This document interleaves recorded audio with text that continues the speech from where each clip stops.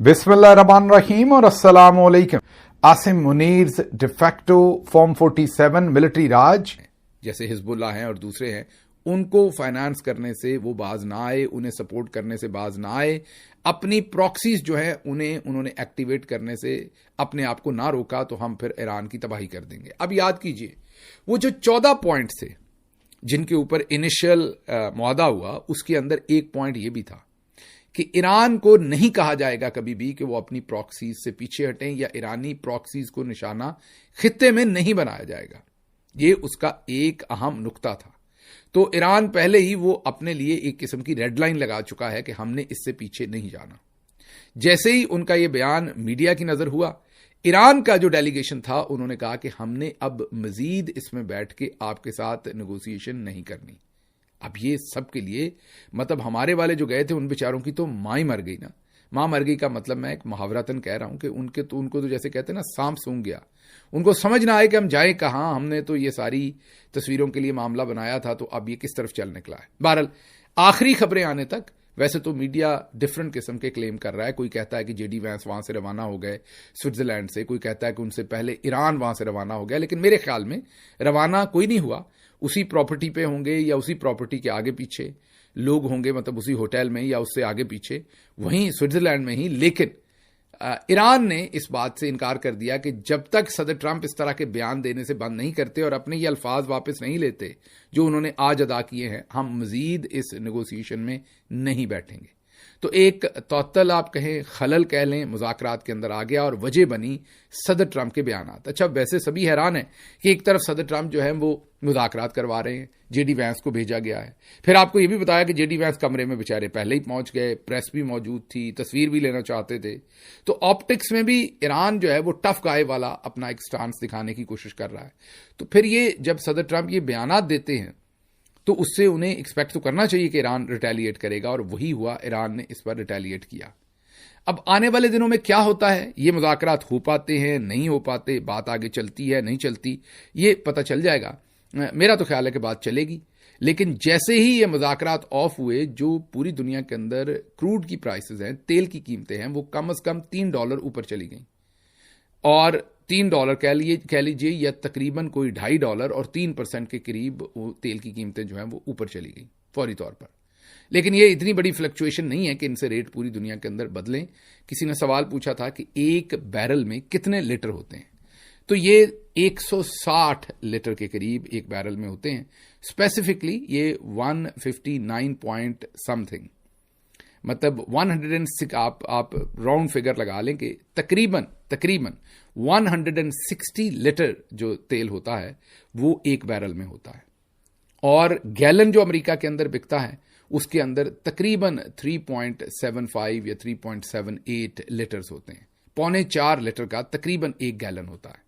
तो 4.25 लीटर का एक गैलन होता है और 160 लीटर का एक बैरल होता है, जिसकी हम तेल के बैरल की कीमत आपको बताते हैं $76, $76 या $73। अच्छा, अक्सर आप सोचते होंगे कि ये मैं 76 भी कहता हूं, 76 भी कहता हूं, ये दोनों फिगर्स आपको क्यों देता हूं। वजह यह है, हमें बहुत सारे सुनने वाले अमेरिका में, बरतानिया में, यूरोप में जो लोग उर्दू में गिनती को नहीं जानते। अब आप कहेंगे वो कौन से हैं। वैसे तो आप पाकिस्तान में ही देख लें, आपके DG ISPR को ही नहीं पता।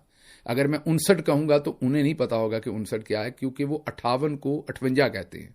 तो आप समझ सकते हैं कि सारे लोग उर्दू की गिनती को नहीं समझते।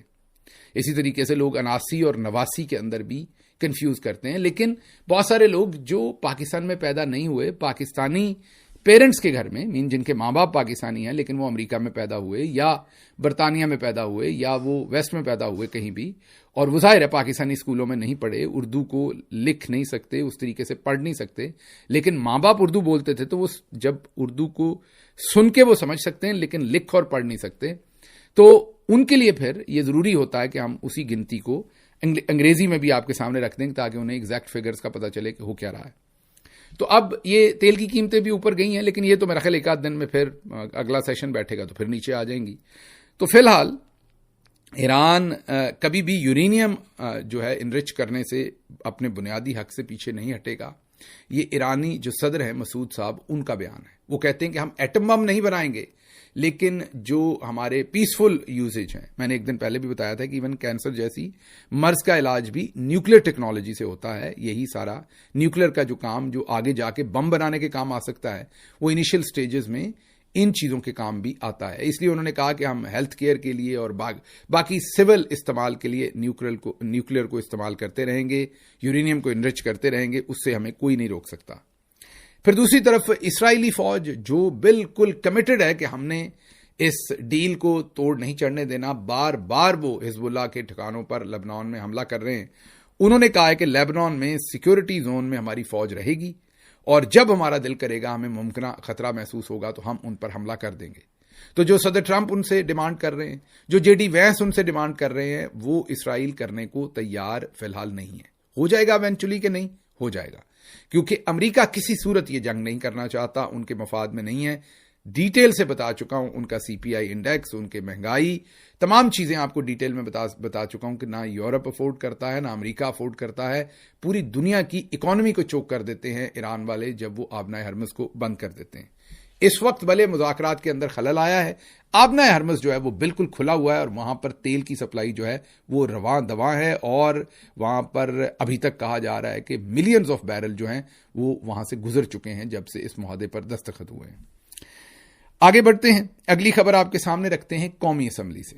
قومی اسمبلی میں جو اپوزیشن لیڈران ہیں وہ جب تقریر کرتے ہیں تو ان کی تقریر کو ٹیلی ویژن پر نشر نہیں کیا جاتا. یہ بھی ویسے کیا مزہ ہے. اچھا، اب آپ کے لیے نارمل سی بات ہوگی کہ یار تقریر جو ہے اس کو نشر نہ کیا جائے، لیکن کئی دوست ایسے ہوتے ہیں، میں کسی کی بد تعریفی نہیں کر رہا، لیکن انہیں اتنی عادت ہوتی ہے اسکرین پر آنے کی، اتنی کشش ہوتی ہے کہ ان کا جسم ٹوٹتا ہے اگر وہ نہ آئے. مثلا ہمارے دوست علی محمد خان، کیونکہ علی محمد خان دھیمے ہیں، بڑے مہذب آدمی ہیں، پولائٹ ہیں، آپ کو پتا ہے، بڑے صلح جو ہیں. تو ہماری گورنمنٹ میں تو آپ کو پتا ہے جنرل باجوہ نے اور اس وقت کی ملٹری اسٹیبلشمنٹ نے ہمارے اوپر انلیش کیا ہوا تھا پورے کا پورا میڈیا. یاد کیجئے عمران خان کے زمانے میں پورے کا پورا میڈیا جو ہے وہ سارا وقت حکومت کے اوپر تنقید کرتا تھا. آسمہ شرازی صاحبہ اتوار بازار پہنچی ہوتی تھیں تو ہمارے لوگوں کو کیا کرتے تھے کہ ٹیلی ویژن پر بٹھاتے تھے. اینکر جو ہے وہ بھی اسٹیبلشمنٹ نے اسے چابی دے رکھی ہوتی تھی، وہ بھی ہمارے خلاف بولتا تھا. نون لیگ کو بھی بٹھا دیتے تھے، پیپلز پارٹی کو بٹھا دیتے تھے، وہ دونوں ہمارے مخالف ہوتے تھے. تو اینکر، نون لیگ، پیپلز پارٹی اور کئی دفعہ ایک آدھ تجزیہ نگار بھی ٹاؤٹ قسم کا بٹھا دیتے تھے. تو جو پی ٹی آئی کا شخص ہوتا تھا وہ اکیلا ہوتا تھا ورسز 4. اب اسے ہوتا کیا تھا، نقصان کیا ہوتا تھا؟ ٹیلی ویژن کا جو پروگرام ہوتا تھا وہ عمومی طور پر 1 گھنٹے کا، مطلب 8 سے 9، اس کے اندر تقریباً اسے 1 گھنٹے کے اندر، کسی چینل میں زیادہ کسی میں کم، لیکن تقریباً اس میں 1 گھنٹے کے اندر جو ہے وہ 24 منٹ کے اشتہارات چلتے تھے اور 36 منٹ کا بات کرنے کا موقع ملتا تھا. کئی بڑے چینلز میں وہ اشتہارات 24 کی بجائے 28 منٹ بھی چلتے تھے اور 32 منٹ بات کرنے کا موقع ملتا تھا. اب وہ جو 32 منٹ ہوتے ہیں اس میں جو 2 4 5 منٹ تو شروع میں